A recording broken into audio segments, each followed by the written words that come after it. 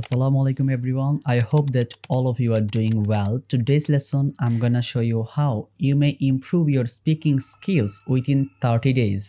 So without consuming time, let's begin. আপনি যদি 30 দিনের মধ্যে ইংলিশ শিখতে চান তাহলে আপনাকে কি কি কাজ করতে হবে সেইটা নিয়ে আজকের এই ভিডিওটা। সবার প্রথমে আপনি ঘুম থেকে ওঠার পর আপনি একটা এক্সারসাইজ নোট নেবেন বা একটা খাতা নেবেন, নিয়ে সেখানে আপনি আজকের দিনের যেই কার্যক্রমগুলো আছে সেগুলো আপনি খাতায় লিখবেন।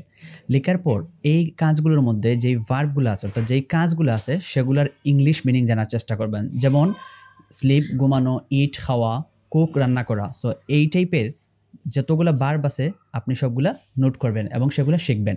শেখার পর আপনি এই ভার্বগুলো দিয়ে বাক্য তৈরি করবেন। নাম্বার 2, আপনি দুপুরের খাবার খাওয়ার পর কিছুটা সময় ইংলিশ কনভারসেশন লিখে সার্চ করবেন ইউটিউবে এবং সেই ভিডিওগুলো কিছু সময় দেখবেন। You may listen some podcast regarding to conversation. এগুলো যদি আপনি দেখেন তাহলে আপনার কি হবে, লিসনিং এবিলিটি বাড়বে এবং পাশাপাশি আপনার হচ্ছে আপনি কনভারসেশনে কিভাবে একজন মানুষ কথা বলতেছে সেটা আপনি খুব ভালোভাবে আয়ত্ত করতে পারবেন। তবে এক্ষেত্রে বাংলাদেশি বা ইন্ডিয়ান কারো না দেখে আপনি ব্রিটিশদের কনভারসেশন দেখতে পারেন, সেটা আপনার ভালো একটা ইমপ্রুভমেন্ট নিয়ে আসবে। প্রথম অবস্থায় ব্রিটিশদের অ্যাকসেন্ট বোঝা একটু কষ্টকর হলেও আপনি যদি সাবটাইটেল অন করে দেখেন তাহলে খুব সহজে আপনি সেটা আয়ত্তে আনতে পারবেন।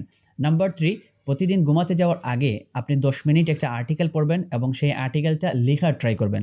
লেখার ক্ষেত্রে তারা যেই লিঙ্কার্স বা যেই সেন্টেন্স প্যাটার্নটা ইউজ করছে সেটা আপনি বোঝার ট্রাই করবেন। এতে যদি আপনার কাছে যদি সেন্টেন্সের প্যাটার্নটা বুঝতে কষ্ট হয়, যেই সেন্টেন্সটা আপনি বুঝতেছেন না সেটা আপনি ফটো তুলে গুগল লেন্স বা চ্যাট জিপিটিতে আপনারা কিন্তু আস্ক করতে পারবেন। তারা খুব সহজে ডিটেলসে এটার বর্ণনা করে দিবে। এইরকম করে যদি আপনি টানা 30 দিন প্র্যাকটিস করেন, ইনশাল্লাহ আপনি জিরো লেভেল থেকে একটু মোটামুটি বা এভারেজ লেভেলের একজন স্পিকার হতে পারবেন।